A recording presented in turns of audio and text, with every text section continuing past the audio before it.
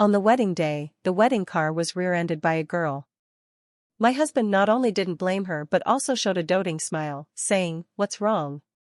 Are you trying to steal the groom?"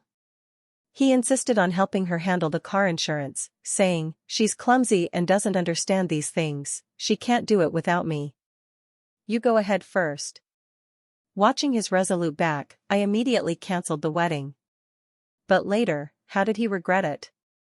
Bang, a Wuling Mini illegally changed lanes and hit my wedding car. The young girl in the car got out and kept apologizing. "I'm sorry, really sorry, I didn't mean to." She looked up, her appearance cute, with innocent doe-like eyes and a chubby baby face. But she wore a somewhat mature white off-shoulder dress, which didn't quite match her youthful look. The style of the dress was somewhat like my wedding gown. Husband Ethan got out of the car and teased, "What's wrong, Jenny? Are you trying to snatch the bride?" The girl looked at him hesitantly, silent for a moment, then suddenly realized something and quickly said to me, "Sister, I'm really sorry, it's all my fault." "So, what should we do next?" "According to procedure, we should naturally contact the insurance company." But Jenny acted as if she knew nothing. She looked at Ethan and said, "Sorry, Ethan, you taught me before, but I forgot again." Ethan sighed and looked at her helplessly. Then he turned to me and said, "Elena, this is a friend's younger sister, Jenny. She's clumsy and probably doesn't understand the insurance process. So, you go ahead, I'll handle the accident with her." Actually, the car damage wasn't serious, just a bit of paint scratched. I was about to tell him that since we know each other, we should just claim insurance separately. Before I could say anything, he had already skillfully opened the door of Jenny's pink little car and decisively turned around and left. Under the scorching sun, I suppressed the discomfort in my heart and got into the wedding car. The driver's sympathetic gaze fell on my face. I clenched the bouquet tightly, my fingertips trembling slightly. The phone beside me vibrated. It was a message from a friend. "Elena, this seems to be Ethan, right? I think you better take a look at this." Seeing the somewhat blurry video screenshot, my heart trembled, and I clicked on the link. The account name is Jenny's Daily Pursuit of Her Husband. The pinned post is a video with over 10,000 likes and comments. The background music is a sad love song, telling the story of a girl who loves but cannot have. She fell in love at first sight with her brother's friend back in middle school. They have known each other for 8 years, she confessed several times, failed repeatedly, but never gave up. Now, the man she secretly loves is about to get married, and she has decided to see him one last time on his wedding day. You only live once, and I don't want to leave regrets for myself. At the end of the video is a close-up of her tearful smile. This is Jenny. Many comments below encourage her, "Sister, keep going. Seeing you is like seeing myself, the same unrequited love, sincerely hoping you succeed. I really want to be as brave as you." There were also opposing voices. "They're about to get married, is it appropriate to meet at this time? If it didn't lead to a result, it only means you weren't meant to be, don't force it." But these voices were quickly drowned out. More people were moved by this moth-to-flame courage. She just went to see the person she loved for so many years, is that not allowed? She's not being unreasonable, she just loves too much. Such pure sincerity, how many are there in modern society? Not everything can be judged by morality. I couldn't watch anymore, my fingers cold as I clicked on the latest video. A typical girlfriend's perspective. A man's blurry profile and gentle voice came through, filled with concern and reproach. "I told you to go to the hospital for a checkup, why won't you listen? Help me apply it, Big Brother is more effective than a doctor. My forehead hurts a bit, can you blow on it for me first?" The man was helpless yet doting. The screen wobbled, the man holding her in his arms. "Silly child, I really can't do anything about you." The man's blurry handsome face slowly approached, and the video abruptly stopped just as they were about to kiss. The comment section exploded. "Wow wow wow, ship activated. Secret crush comes true. What a divine plot. I told you, he loves her so much too. I'm an old fan, I can see it clearly. Silly child can't help it who doesn't love this daddy-type boyfriend. So sweet it kills me.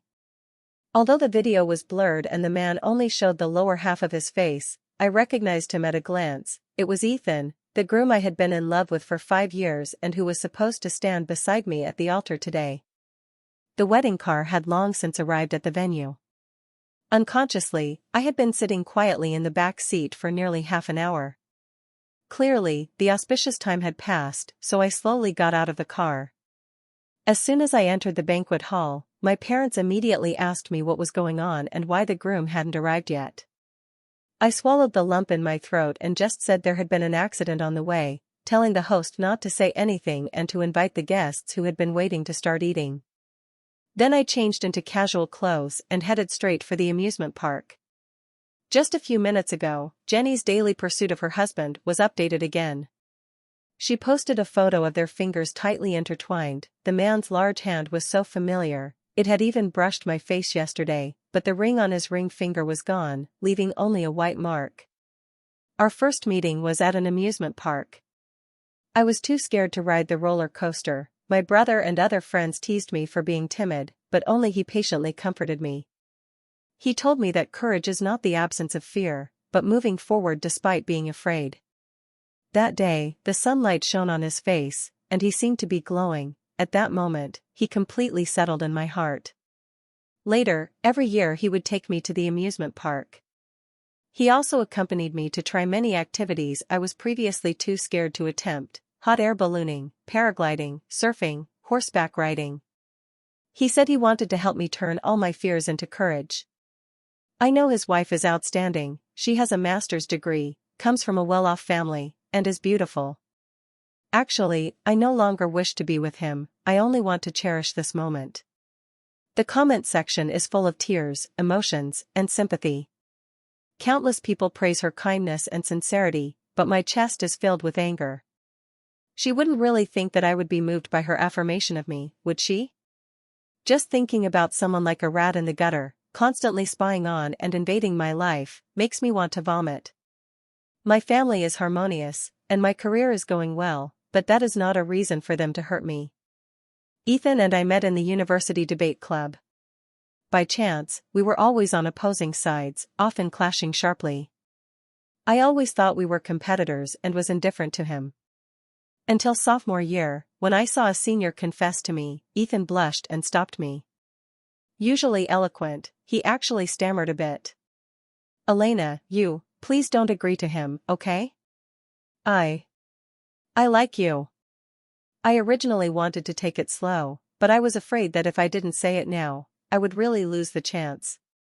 His sincere and devout gaze moved me, and I agreed. After we got together, everyone said he was especially good to me, knew all my preferences, and took care of my emotions.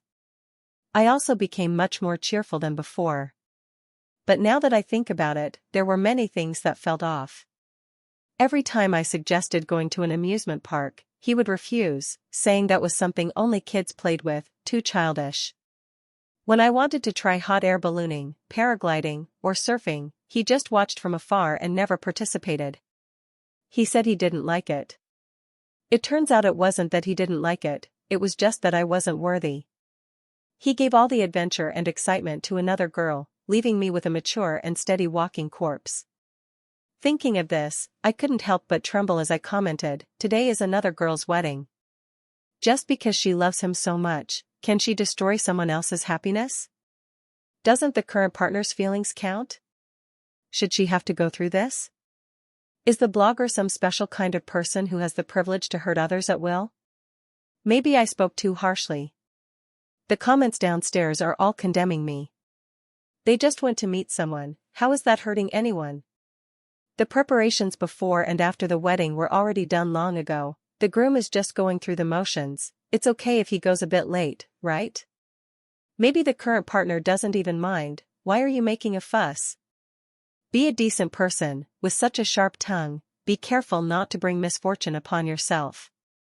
I bit my lip hard, restraining myself from saying that I am the current partner. Now is not the time. I can't alert the enemy. In just a few minutes, my comment was downvoted, reported, and then disappeared. Jenny pinned a new comment, "I am creating my own unique and unparalleled memories." At this moment, I feel like I own the whole world. Following the background clues in Jenny's video, I quickly identified it as the themed amusement park in the west of the city. From afar, I saw the Wuling Hongguang parked in the parking lot. Entering the amusement park, as I passed by the Ferris wheel, I looked up unintentionally. My breath caught sharply. In a cabin near the top, I saw two familiar figures. They were kissing each other. Suddenly, I remembered the legend that if lovers kiss when the Ferris wheel reaches its highest point, they will be together forever. An indescribable sense of absurdity surged in my heart. I took a deep breath, took out my phone, and dialed Ethan's number. I wanted to give him one more chance, maybe we could still keep the last shred of dignity and part on good terms. The phone rang for a long time, and just as I was about to hang up, it was answered. But the voice on the other end was not Ethan's, it was Jenny. I could tell she was trying hard to suppress her impatience. Sorry, sister, Ethan is busy right now. The insurance company people are pestering him with so many questions, he can't get away. If you have something to say, call back later? The signal here isn't very good either, gotta hang up first. I looked up at the slowly rotating Ferris wheel. In the cabin that was already descending, the figures were still cuddling. The last shred of hope was completely shattered. This person is not worth me wasting even a tiny bit of emotion on. I didn't call back, just quietly sat at the outdoor seat of the cafe, watching the exit of the amusement park. 2 hours later, with the sun leaning west, Ethan and Jenny finally walked out together. During this time, Ethan hadn't contacted me once. Jenny was holding a huge stuffed toy, her face wearing a satisfied and happy smile. Walking to the car, Jenny stood on tiptoe and quickly kissed Ethan on the cheek. Ethan, thank you for being with me today. These memories are enough, I won't disturb your life anymore. I wish you eternal happiness. She spoke sincerely, her eyes slightly red. Ethan stood still, looking at her with a complicated expression. The two of them gazed at each other from a few steps apart, the air filled with a bittersweet feeling of reluctance to part. Suddenly, Jenny threw herself back into his arms, holding him tightly. Brother, I can't bear to leave you. I really can't bear to leave you. What should I do? Don't say any more, Jenny. Ethan hugged her tightly in return. Don't say any more.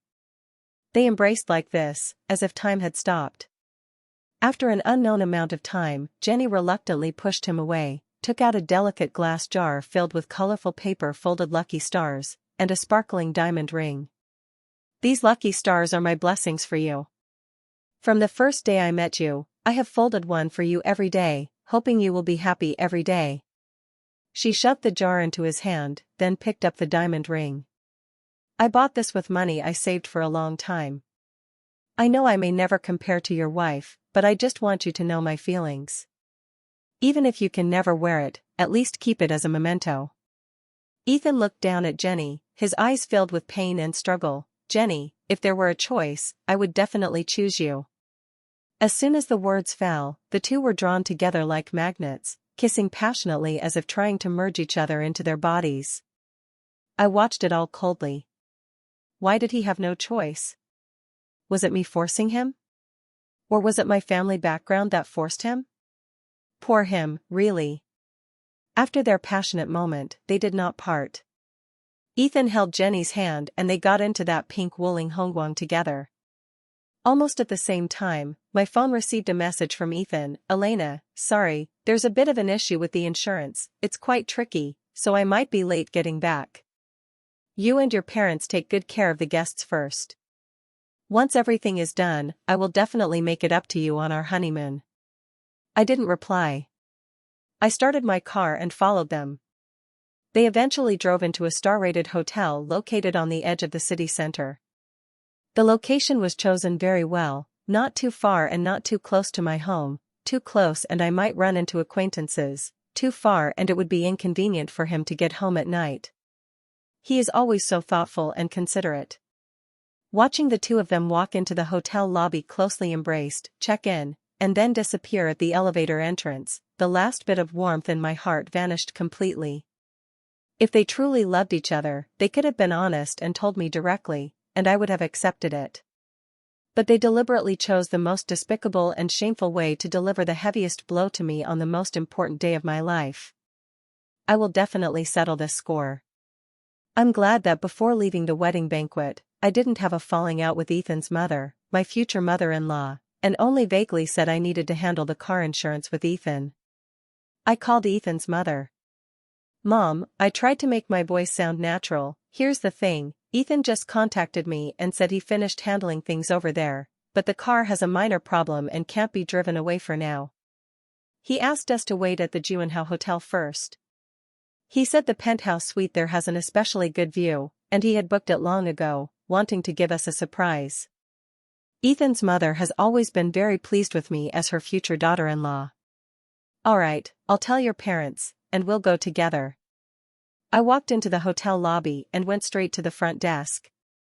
I showed the marriage certificate of Ethan and me. "Hello, I am Ethan's wife. Today is our wedding day, but he had something come up at the last minute and asked me to wait in the room first. He forgot to tell me the exact room number. Could you help me check it?" The front desk staff verified the information, then glanced at my slightly haggard but calm appearance and hesitated for a moment. I took out a stack of cash from my bag and quietly pushed it onto the counter. "Thank you for your trouble. This is just a small token of appreciation. It won't put you in a difficult position, and I definitely won't hold the hotel responsible for anything." The front desk clerk's eyes flickered briefly, then finally whispered the room number to me and gave me a spare room card. Soon, my parents and Ethan's mother all arrived at the hotel lobby. The elevator slowly ascended. Ethan's relationship with his mother has always been somewhat delicate. He had complained more than once in front of me that after his father had an affair when he was a child, his mother raised him alone. Although it was hard, she was extremely controlling and demanding. Whenever his grades slipped even slightly or he didn't follow her wishes, she would repeatedly remind him how she sacrificed everything for him, even leaving her husband with nothing. He knew that his mother loved him, but that love was suffocating. I felt sorry for him and often tried to mediate between them, hoping to improve their mother-son relationship. Now, this love might become the sharpest weapon. The elevator reached the top floor. We walked straight to the door of that room. Taking a deep breath, I swiped the card, and with a beep, the door opened. Inside, clothes were scattered messily on the carpet, and the air was filled with a suggestive atmosphere. On the big bed, two figures were tightly entwined, moving intensely. Ethan stood with his back to the door. "This room is taken, get out," he shouted impatiently, then turned his head. He froze, the lust on his face instantly fading, replaced only by shock and panic. Ethan's mother stood still. After a few seconds, as if she had just recognized the man as her son, her face instantly turned pale, then was consumed by overwhelming anger and humiliation. "Ethan! You bastard!" She screamed as she rushed over, like a madwoman, grabbing pillows and clothes from the floor and throwing them at Ethan, fiercely pulling his hair, and scratching bloody marks on his bare back with her nails. "How did I give birth to someone like you? Just like your father. Shameless. I raised you with so much hardship, praising you as sensible and filial in front of relatives and friends. Is this how you repay me?" Ethan's mother's voice was hoarse from emotion. Ethan, naked, dodged awkwardly but was firmly held by his mother. Jenny on the bed was also stunned, but she quickly recovered and tried to pull Ethan's mother away. "Auntie. Auntie, please stop. It's not Ethan's fault. It's all my fault. I was wrong." Seeing that Ethan's mother was unmoved, she looked at me. "Sister, no matter what happened, you are his wife. Please help persuade Auntie. You get out of here too." Ethan's mom, seeing Jenny, was even more furious and slapped her several times. So young and not learning well, being a mistress and destroying someone else's family. "How did your parents teach you?" My parents' faces had already turned pale, and they painfully pulled me behind them to protect me. My dad even pointed at Ethan, so angry he couldn't speak. I stood on the edge of the mess and chaos, just watching coldly. This was only the beginning. After returning home, my parents held me tightly and kept comforting me. Mom, with red-rimmed eyes, said, "Elena, it's our fault. We thought Ethan looked honest and steady and was good to you, but we never expected. You really can't judge a book by its cover. We won't suffer this grievance. This marriage is off." Dad also wore a stern face. "That's right. This kind of person is not worth it. Stay far away from him, my daughter deserves better." Early the next morning, Ethan's mother came to the door, her face bruised and battered, and Ethan avoiding eye contact. Ethan's mother looked very haggard. She held my hand and said, "Elena, it's Auntie's fault. I failed as a mother and raised such a troublesome child. It was that vixen who seduced him, he was just momentarily confused. Elena, you and Ethan have been together for so many years, can you give him one more chance?" Ethan stood to the side, head lowered, his expression unclear, but I could feel the unwillingness and resistance radiating from him. I looked at Ethan's mother calmly and said, "Auntie, I want to talk to Ethan alone." Ethan's mother nodded, looked at me with hopeful eyes, and then left the room. The door closed. Ethan looked up, his eyes complex as he looked at me, but the first thing he said was, "It was my mom threatening to die, forcing me to get back together with you. If she hadn't threatened to jump off a building, I wouldn't have come at all." I sneered coldly inside, but my face remained expressionless. "Then what do you think yourself?" He was silent for a moment. "Elena, I know I have wronged you. But my mom has arranged everything for me since I was young, even forcing me to choose you. She said your family background is good, your education is high, you're beautiful, and your personality is good, you're the best choice for a wife. But I've had enough of this arranged life." He paused, a strange light flashing in his eyes. This time Jenny came to find me, recklessly coming to me, making me suddenly realize that I should also be brave for myself once. If she can be so brave, why can't I? So, he looked at me, his tone carrying a kind of cruel relief. "Let's break up." "Elena, I'm sorry." I laughed, tears streaming down my face. I thought he would at least repent, but to my surprise, he directly proposed breaking up. "When did you and Jenny start?" I wiped away my tears, my voice cold. "I don't remember. Maybe I just got used to it. She's always so dependent on me, worshipping me wholeheartedly. Unlike you, you're too independent. Sometimes I feel like you don't need me at all. Besides, Elena, when you found out about my affair, your first reaction wasn't sadness, but calmly orchestrating this whole scene to catch me in the act, making my mom completely disappointed in me. To be honest, this made me feel that maybe, you don't love me that much either. So, I think Jenny might be the one who suits me better." I looked at him like he was a stranger. His selfishness and coldness shattered my understanding. Seeing my tears, he seemed a bit reluctant and reached out to wipe them away. I suddenly took a step back, avoiding his touch, my voice filled with disgust. "Don't touch me, you're dirty." His face instantly darkened, but he still suppressed his anger and said, "I know you must be very upset right now, you can't bear to let me go. Actually, I'm not so sure either. How about we give each other some space? Let's separate for a while, and when I've thought it through, I'll give you an answer, okay?" I took a deep breath. "No need, I've thought it through clearly. Let's break up." He sighed. "All right. After all, it's me who wronged you. If you have any conditions, you can put them forward. As long as I can do it, I'll try my best to fulfill them." I curled my lips. "The company we started together after graduation, I want all the shares. That company was funded by my family, and I was solely responsible for the core technology and main business.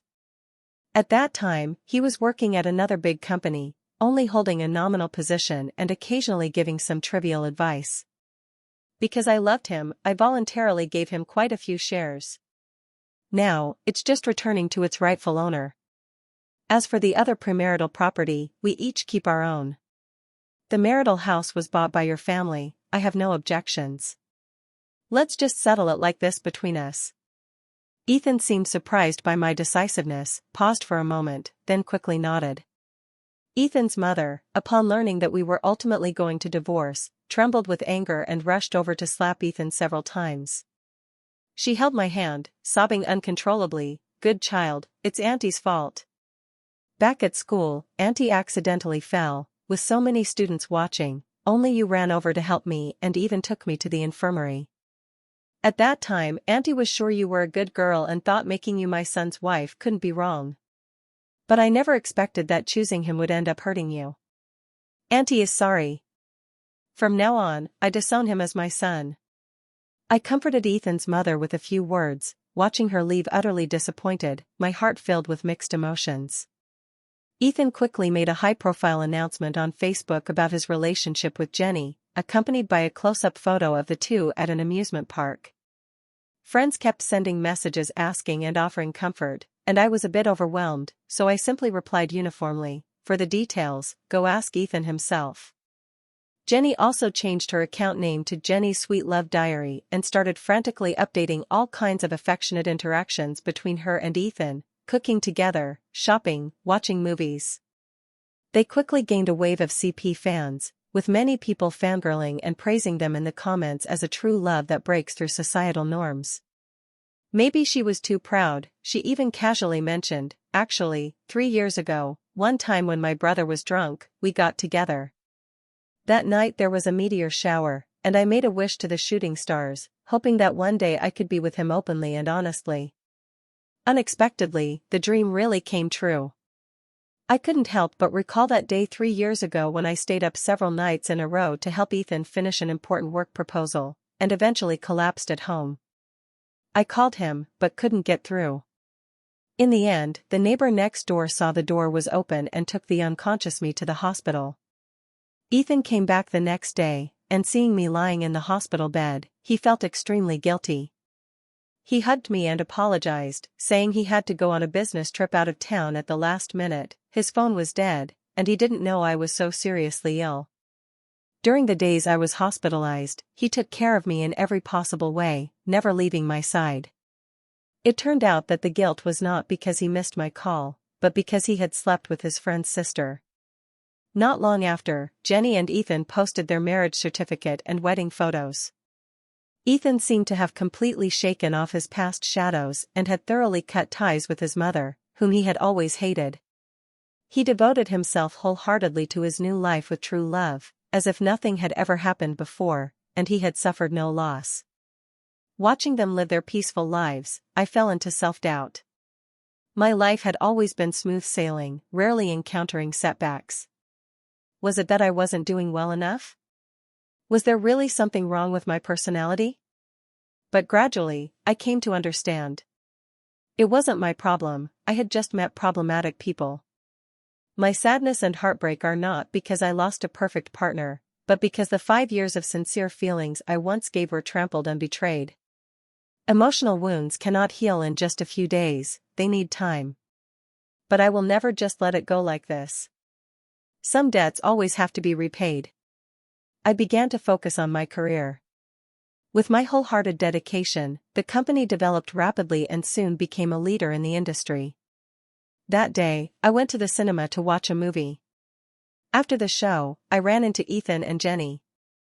Ethan was clearly taken aback when he saw me, his eyes showing a complicated and unnatural expression. Jenny immediately straightened her back proudly, holding her slightly rounded belly. "Oh, some people are just too stubborn, unwilling to give their older brother a child any sooner.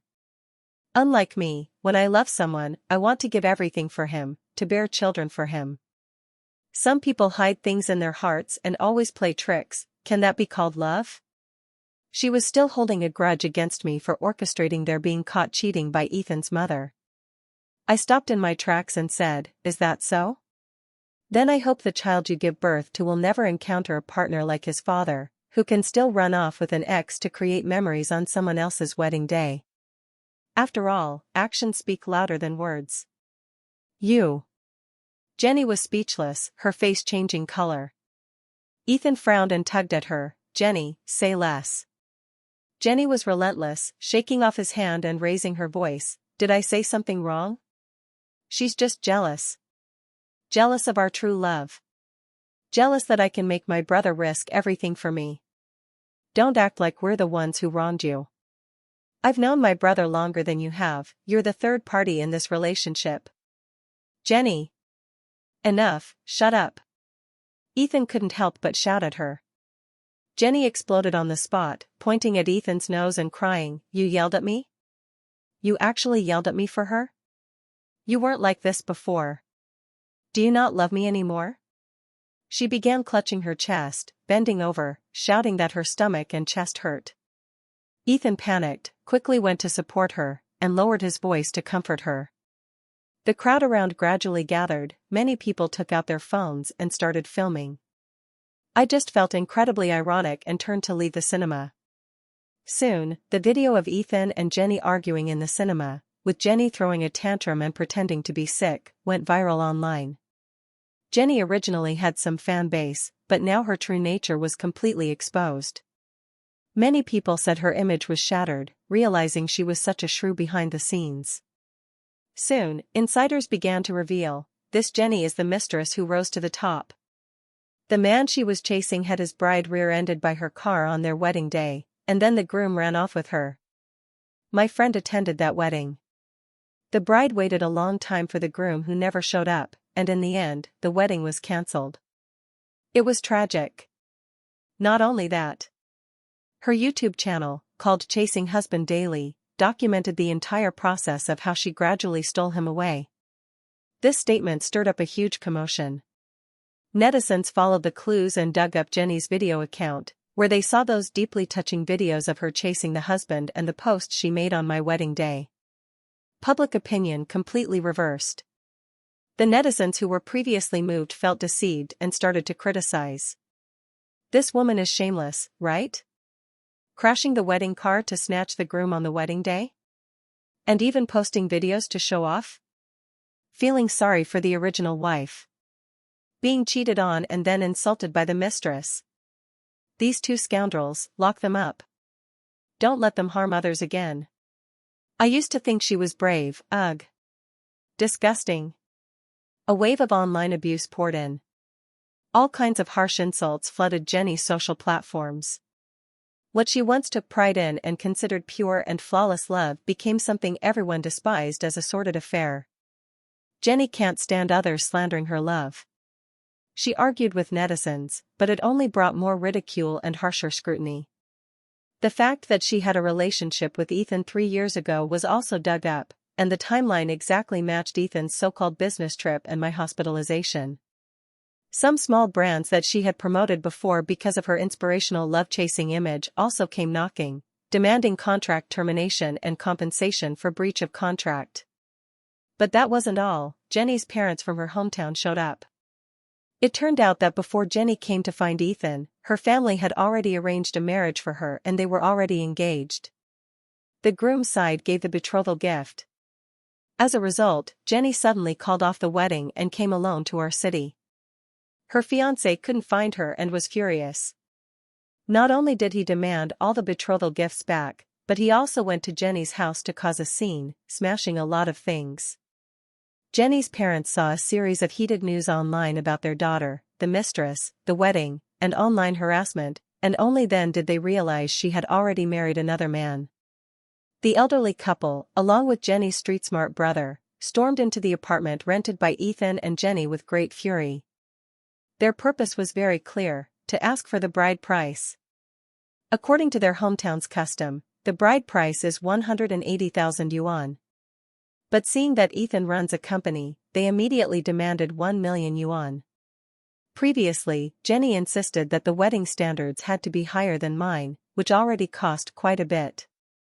On top of the compensation for the advertising breach, Ethan was already strapped for cash and couldn't possibly come up with 1 million yuan. Jenny's brother is a worthless guy. Back then, he wasn't really friends with Ethan, they just hung out a few times, so emotional ties didn't matter at all. He came with his parents, harassing and threatening every day, blocking the door, and throwing paint. To get rid of this family, Ethan had no choice but to painfully sell the partner's shares that the boss had given him at a low price to drive them away. Ethan was severely drained of energy. His reputation in the company was completely ruined, and after selling his shares, it was like cutting off his own path. Naturally, he couldn't stay any longer. After a while, Ethan actually took the initiative to come find me. He looked much more haggard, with bloodshot eyes. "Elena," he said with some difficulty, "did you tell people in the circle not to use me anymore?" I looked at him and just found it laughable. The few points of respect they gave you before were because of me, because of our company's cooperation. Now, what do you think you are? A trace of embarrassment and humiliation flashed across his face, but in the end, he said nothing and silently turned away. However, Ethan still had some ability. Soon, he found a job at a smaller company and quickly got promoted thanks to his skills. But the good times didn't last. A familiar friend told me that after Jenny got pregnant, she became paranoid. She suspected almost every woman who had contact with Ethan, frequently storming into the company to cause trouble, accusing female colleagues of seducing her husband, making a scene that everyone knew about, causing chaos. Now, in that company, all the colleagues keep their distance from Ethan, afraid of getting into trouble. My company is thriving and has become a leader in the industry. Once, I was invited to visit a company in the office building next to Ethan's for a project collaboration. While waiting for the elevator in the lobby, I unexpectedly saw Jenny gripping a young girl's hair tightly, hysterically insulting her. "You fox spirit. Bitch. How dare you seduce my husband? I'll tear your mouth apart." That girl was no pushover either, struggling while retorting, "Your husband? Didn't you also snatch him from someone else back then? I'm just learning from you. If you have the guts, stop your husband from courting me. You're talking nonsense." Jenny became even more agitated, using both hands and feet to beat her. "Ethan! Come help me. This bitch is bullying me." At that moment, Ethan rushed out from the nearby elevator, trying to pull them apart. In the chaos, he looked up and saw me standing not far away, with a calm gaze. His movement suddenly froze, and a strong wave of shame and anger instantly surged across his face. He turned his head and shouted angrily at Jenny, "Enough. Jenny! Have you caused enough trouble? Aren't you embarrassed enough?" Jenny was stunned by his shouting, then burst into tears and grievance. "How can you shout at me? Boo-hoo. I just love you so much, care about you so much, I'm afraid of losing you. Didn't you used to like it when I depended on you like this?" Ethan pressed his lips tightly, his face dark as iron, said nothing, and finally forcefully pulled the still crying and fussing Jenny, walking into the elevator without looking back. That day, Jenny came to find me. Her eyes were full of exhaustion and dark circles. "Sister Elena, I'm sorry to Ethan. It's all my fault, he lost his job again." It turned out that a few days ago, Ethan was negotiating a cooperation with an important client. Jenny thought that person was his romantic interest, and in a fit of jealousy, she shouted at the important client and even splashed a cup of water in the client's face. The result was predictable. The cooperation was completely broken off, and Ethan was blacklisted in the industry because of it. "It's all my fault." Jenny's eyes were red. "Ethan is very depressed now, drinking at home all day and not speaking. I think he might be better off with you. I'll give him back to you, okay?" I laughed in anger. "Jenny, are you out of your mind? Go see a doctor." She bit her lip, tears falling down. "I just feel like I really ruined him. Maybe only you can help him get back on his feet. That's a problem between you two, it has nothing to do with me." I picked up my bag and prepared to leave. "Sister Elena," she called out to me, her tone pleading, "please, can you go and persuade him? He won't listen to anyone right now." I happened to glance at the raised arm she had, noticing several bruises. I stopped in my tracks. "Jenny, I'll give you one last piece of advice. If you really can't go on, get a divorce early." She was stunned for a moment, then suddenly raised her head, her eyes stubborn. "You don't need to pretend to be kind. Even if my brother has nothing left now, I won't leave him. If you don't want him, I do. I will spend my whole life loving him and taking care of him." I said nothing more and turned to leave the cafe. Later, I heard some news about them off and on. After Ethan completely lost his job, he became depressed, drank heavily to get by, and his temper grew increasingly violent. The neighbors called the police several times, reporting loud arguments and smashing noises from their home. But every time the police came, Jenny said it was nothing, that she had accidentally fallen. After that, there was no news about them at all. And my future path is still long, I will walk it more firmly and more clearly.